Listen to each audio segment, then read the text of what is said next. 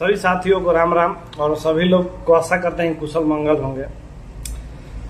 कल से लेकर आज तक जो भी परिस्थितियां हैं, आप सभी लोग लगातार कॉल और व्हाट्सएप मैसेज से एक ही बात सवाल पूछ रहे हैं कि अब आगे क्या होगा और क्या किया जाएगा। तो मैं थोड़ा सा आप लोगों को धैर्य रखने के लिए बोलूंगा। अभी कल के दिन नए एसीएस अपने पद को ग्रहण करेंगे, उसके बाद ही तो कुछ पता चल जाएगा। ना आज किसी को पता है, ना कल सुबह 10 बजे तक किसी को पता होगा।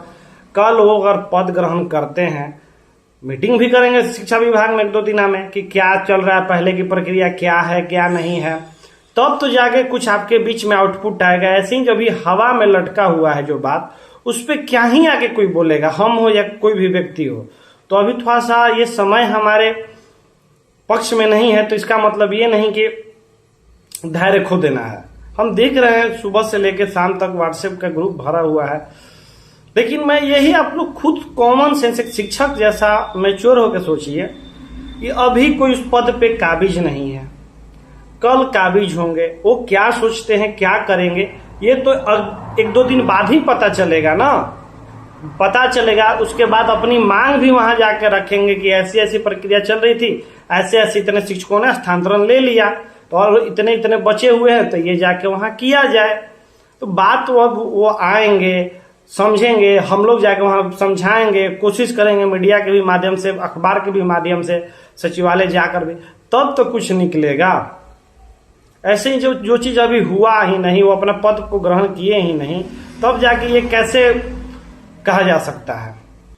साथ ही साथ मैं कुछ बातों को आपके बीच में रखना चाहता हूं, कुछ ट्रांसफर से ही जुड़ी जो अहम जानकारी समझ लीजिए, या आपके सोचने का तरीका मैं बदलना चाहता हूं। हम शिक्षक क्या हैं? जो व्यक्ति ट्रांसफर कर सकता था, जब तक कर ही रहा था, आज 1 लाख से ऊपर ट्रांसफर हुआ है, सबको पता है।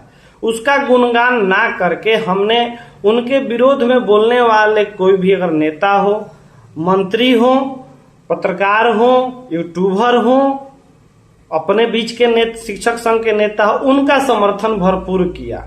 लेकिन जब मैं याचना की बात करता था तो लोग कहते थे कि डरपोक है। अब तो साहब चले गए। अब इन नेताओं से, ये मंत्री से, ये यूट्यूबर से पूछना चाहता हूं, माननीय साहब भी कुछ लोग हैं, संसद में बैठने वाले भी, विधान परिषद में बैठने वाले भी लोग हैं। एक बात बताइए, 17 साल से आपका राजनीति का कैरियर है, आप लोगों का करे कि हम इतने दिनों से राजनीति कर रहे हैं, कोई प्रदेश अध्यक्ष इतने दिनों से है, इतने दिनों से आपने लड़ाई लड़के क्यों नहीं ट्रांसफर करा लिया?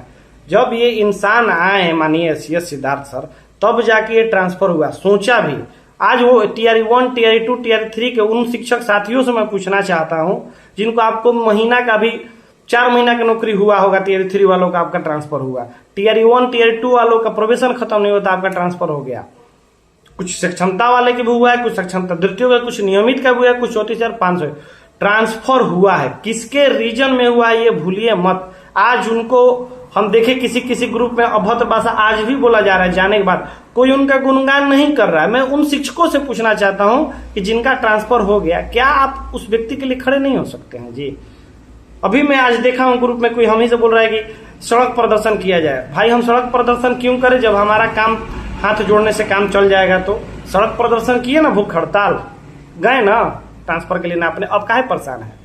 दिमाग से सोचते नहीं है। अपने ग्रुप में कुछ ऐसे भी लोग जुड़े हुए हैं जिसको ट्रांसफर से मतलब, लेकिन आपको उग्र करवा रहे हैं और आप उनके बातों में उग्र हो रहे हैं।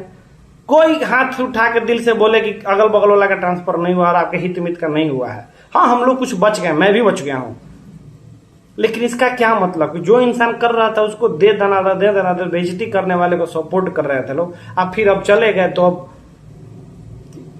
भी उनका कोई शुक्रगुजार नहीं कर रहा। आप खुद सोचिए, जो यूट्यूबर बहुत बड़े हैं वो आपका ट्रांसफर के लिए साइन कर सकते थे नहीं, लेकिन उनके कमेंट के नीचे ट्रांसफर करा दीजिए। भूख हड़ताल जो कर सकते हैं वो भी ट्रांसफर नहीं करा सकते। जो माननीय साहब है, विधान परिषद में बैठते हैं, हम ही लोग के द्वारा हैं, हम चयनित, हम ही लोग के बीच से हैं, कितना ट्रांसफर पे बोलते हैं, लेकिन अगर गरियाने की बात आए तो गरियाते खूब हैं विभाग को। एक बात समझिए भाई, जब पहला लिस्ट 20 या 22 जून को आया, कौन लोग वो थे कि जो हंगामा कराए सचिवालय के गेट पे? कौन लोग थे जो डीओ ऑफिस घेरवाए? और उस घेरवाने के बाद दोबारा नहीं दिखाई दिए वो लोग आपके लिए। जब फंसाने की बात आती है तो ये नेता लोग, आप ही के बीच के, हम ही लोग के बीच के प्रदेश अध्यक्ष हो चाहे कोई हो, चाहे माननीय हो, आपका मुद्दा फंसाए रखना चाहते हैं। शिक्षकों का मुद्दा अगर फंसा रहेगा तभी तो जाके इनकी राजनीतिक रोटियां चल पाएगी कि हाँ भाई अब चंदा दो, ट्रांसफर तो फंस गया, लाओ हम लोग चंद केस करते हैं तो उसके लिए 5500 रुपया दो। तो हम दुनिया में आए हो तो कुछ काम करो प्यारे, चंदा के नाम पर जलपान करो प्यारे। लालू यादव बोल के गए किए थे। ये पसीना देख रहे हैं, ऐसा हम लोग का क्या दिक्कत है ना, कुछ गर्मी का भी पसीना है, कुछ अंदर की भी गर्मी का पसीना है। तो मैं अभी भी आप शिक्षक साथियों से कहना चाहता हूं, अगर जो लोग हमसे जुड़े हुए हैं, हम शून्य से शुरू करने को तैयार है, लेकिन हमारे हिसाब से अब काम करिए। शून्य से हम लोग फिर शिखर पर जाएंगे, इतना लोग का ट्रांसफर हुआ, फिर हम लोग शून्य से मेहनत करने को तैयार है, लेकिन शर्त केवल है लॉयलिटी। ये नहीं कि कभी इस डगरा के बैगन में जाना है, कभी उस डगरा के बैगन में जाना है। आप लोग खुद, अगर हम लोग अच्छे से प्यार से याचना के मूड में चल रहे थे 1 लाख का ट्रांसफर, जब जब विरोध हुआ है तब तक आपका ट्रांसफर फंसा। यही समझिए कि शिक्षक नेता जितने भी हैं, मैं बार बार बोलता हूं कि मैं शिक्षक नेता नहीं होना, मुझे राजनीति करने का शौक है, लेकिन जो शिक्षक नेता है आज तक स्थानांतरण का मुद्दा इसीलिए फंसा के रखते थे कि अगर स्थानांतरण हो गया तो फिर हम राजनीति कैसे कर पाएंगे, चंदा कैसे करा पाएंगे। अब 1 लाख शिक्षकों का ट्रांसफर हो गया, इस पे भी इनको गलतियां निकलनी है। ये कोई आज शिक्षक नेता ये नहीं कह पाया कि इतने लोगों का ट्रांसफर कर दिए और कुछ लोग बचे इनका कर दिए, लेकिन आरोप धनाधन चल रहा था। कोई भी आपका शिक्षक का मुद्दा है ना, वो आपके प्रदेश अध्यक्ष, आपके माननीय सदस्य, आपके के बीच वाले लोग फंसाए रखना चाहते हैं कि अगर आपका सारा चीज मिल गया तो फिर हम राजनीति कैसे करेंगे। कभी बैंक वालों को देखें कि छोटा छोटा बात मांगते हुए, क्योंकि सारा चीज मिला हुआ है। अपने बीच के नियमित शिक्षकों को देख लीजिए, सारा चीज उनको मिला हुआ है। तो कभी गए हैं आंदोलन करने, उनके बीच का नेता देखते हैं इतना उग्र बोलते हैं, लेकिन जो चीज हम लोग का हो सकता है विभाग कर सकती थी, लेकिन विभाग के नजरों में हम शिक्षकों को विलन बना दिया गया। धरना प्रदर्शन करके जो भी कार्य करिए, अगर थोड़ा सा अगर धैर्य रखते लोग, डगरा के बैगन नहीं बनते। खुद सोचिए कोई यूट्यूबर आपका ट्रांसफर कराएगा, कर देगा। इतने लोगों से 17 साल से अध्यक्ष, प्रदेश अध्यक्ष बने हुए, काहे नहीं किसी का ट्रांसफर हो गया। लेकिन हाँ, अब देखिएगा कुछ दिन में सुनने में आएगा कि चलो ट्रांसफर हमारा फंस गया है, अकाउंट जारी करते हैं, चंदा दीजिए। जब देखा सभी लोगों ने कि देखिए 2-4-10% हर जगह गलतियां होती है, मानते हैं कि 10% लोग पैरवी से कराए होंगे, लेकिन 90% लोगों को हाथ जोड़ के हम खड़ा करा दीजिए गंगा जी में खड़ा करा के कि उनका पैसा लगा है कि नहीं लगा है पैसा। तो पैसा कमाने का जरिया बंद हो गया था बिचौलियों लोगों का, दलालों लोगों का।